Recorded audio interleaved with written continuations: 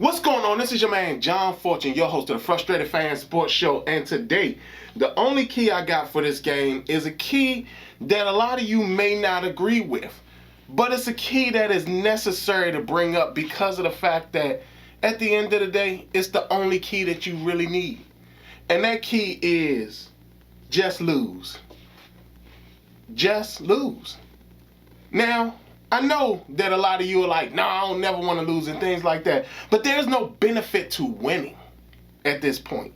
Like, I don't care about, boosting the players' confidence going into next season and things like that. If these players are not ready by next season, then maybe some of them should not be on this team.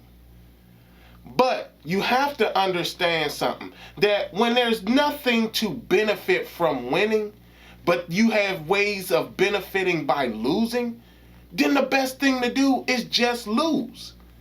Currently, right now, Washington sits in the 9th spot for the draft order.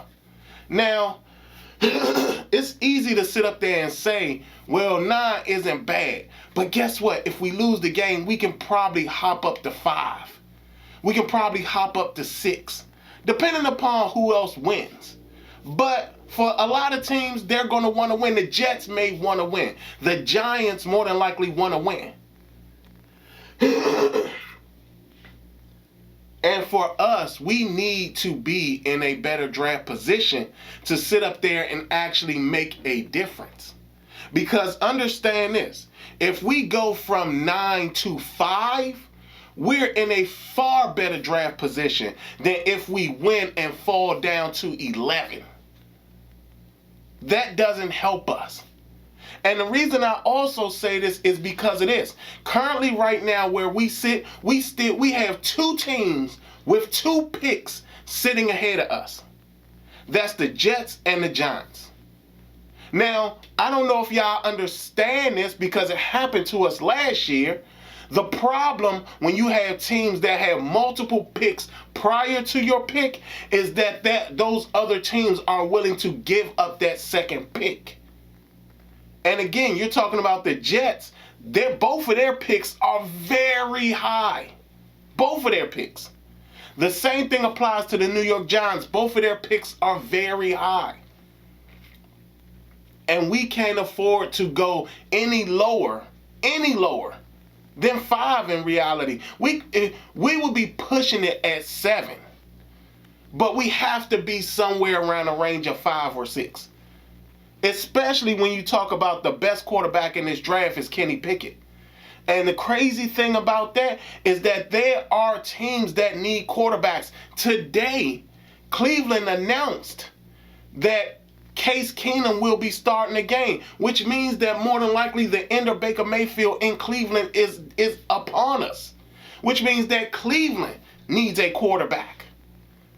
And then we're talking about Ben Roethlisberger is announced that basically he's retiring, so that means Pittsburgh needs a quarterback. There are teams that can leapfrog us and take a quarterback. Minnesota isn't really sure what they want to do with Kirk Cousins or Kellen Mond. And that's dependent upon if Mike Zimmer is even still their head coach. I mean, for us, there is no benefit to winning. And to me, we go back to what I said before.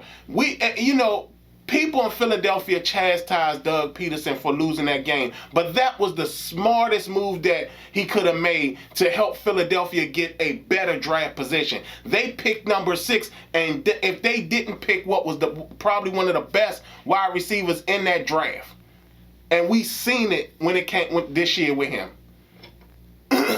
we have to do the same thing. We have to pay attention to the fact that just go out there and lose. Because again, winning benefits you in no way. No way. There's nothing that benefits you. Because you sat up here and you basically floundered away, whatever the word is, an entire season due to the fact that you were trying to, make a point? Or, I mean, the fact that this team came into the season supposing to be one of the top teams when it comes to defense, and them not live up to that, and the fact that the messaging is still, if they just do what we asked them to do, we would win. That's a crazy message to go about. And then you're talking about, in reality, Ron Rivera is coming off his, I think it would be his 5th losing season, when you really think about that. Because, I mean, when he was in Carolina, I think he went 5-11 the year after the Super Bowl. Then he went 7-9. And then I think he got fired at 5-7. And then came here and went 7-9. And now you're talking about the possibility of him going 6-11 in the first 17-game season. Now, don't get me wrong. I understand if he don't want to sit up there, but guess what? Winning this game does nothing to benefit us. No, it doesn't benefit us at all. We need to look to the future. Because there are things that Ron Rivera made massive mistakes on. Some of his acquisitions were not the best acquisitions this year. Draft and free agency. I mean, it was kind of funny at how Ron came up in here talking about we needed a big wide receiver. And yet, when it came time to sign wide receivers, he signed the smallest one. In fact, he signed 3 small ones. He signed Curtis Samuel, Adam Humphries, and DeAndre Carter. After his first year saying he needed a big veteran wide receiver. You see how that mixed messaging goes both ways? And now you're talking about the fact of us going into the last game of the season. And if we don't focus on losing, then what is even the point of coaching this team or being in charge at all? Because you can't sit up here and think that your ego is that much in the way, because we've seen that as well. We've seen the arrogance of Ron Rivera and his coaching staff. We've seen the arrogance of someone like Scott Turner. Constantly. And not only that, let's talk about this as well. Because even if we do draft a quarterback this year, how many of y'all are confident that this coaching staff is the right coaching staff to basically sit here and develop that guy? Because their history dictates that they've never developed a quality starting quarterback. And I know a lot of y'all are going to say, well, John, what about Cam Newton? Cam Newton basically survived off of soul talent. Because we're talking about Cam Newton. If you pay attention to Cam Newton now, because understand this, Cam Newton is only like 30-something. He's still fairly young when it comes to quarterback age. But yet and still you're talking about the fact that Cam Newton was supposed to be what Patrick Mahomes is right now. But guess what? Cam Newton didn't go to a team that had a quarterback guru like Andy Reid. And y'all know Andy Reid is a quarterback guru because we saw him develop Michael Vick within a 2-year span. Michael Vick was known as nothing more than a running quarterback. He got to Andy Reid, and this man started throwing the ball so well, everybody couldn't believe at how good he really was.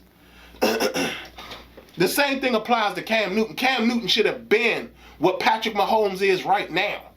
and he never became that. And think about all the quarterbacks that have come under that Ron Rivera tutelage type of thing. I mean, you talk about Cam Newton. Remember, Matt Moore was his backup for years. That man has been nothing but a career backup. Remember, Jimmy Clausen. Jimmy Clausen never panned out. Think about some of the other guys that backed up, from Taylor Heineke to Kyle Allen to Will Greer. None of those guys developed. None of them. Not one. And you're telling me that I'm supposed to feel confident in a coaching staff that has never developed a quality quarterback? Because again, Cam doesn't count, because Cam basically survived off of so pure talent, not development. And these are the things that people need to understand when it comes to something like this. Yes, we can draft a quarterback, but guess what? If this team doesn't develop them, then what? And these are things that I always talk about. And I brought this up before about the guy Pep Hamilton, who's the offensive coordinator and basically the quarterbacks coach for the Houston Texans. Pep Hamilton has been a guy who's developed quarterbacks over his entire career. He's now down in Houston. Everybody, I was one of them. Davis Mills was an awful quarterback coming into the draft. Pep Hamilton has basically made the Texans feel that they got their quarterback of the future, even though they still got Deshaun Watson. Think about that. And that's solely because of Pep Hamilton. Solely because of Pep Hamilton. Pep Hamilton is a guy that I want Washington to have. Pep Hamilton was the guy I wanted Washington to sign. But guess what? Here's another guy, Bill O'Brien. Bring him in. He has a history of developing quarterbacks. My thing is this. If we're going to go with the quarterback of the future this year, we have to find a coach that can do that. That means we have to find a quarterback coach who is competent enough to develop a quarterback, and on top of that, find an offensive coordinator intelligent enough to sit up there and make and call the right plays for a quarterback. Understand your talent around you.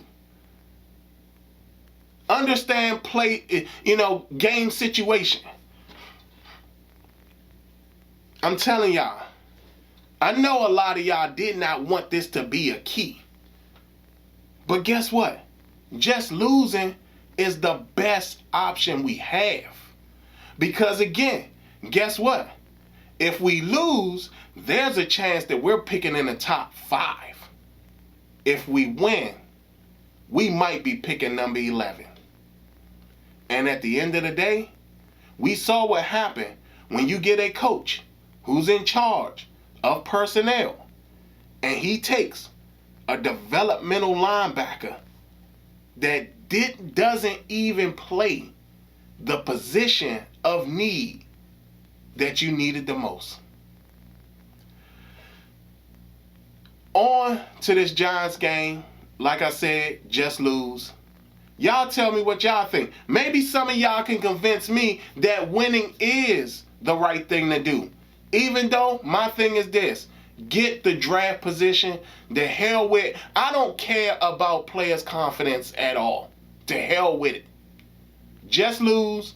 Get the draft position so you can have a higher pick. So if you are going to take the quarterback, you might as well take the best one in the draft. This has been your man, John Fortune, and this has been the Frustrated Fan Sports Show.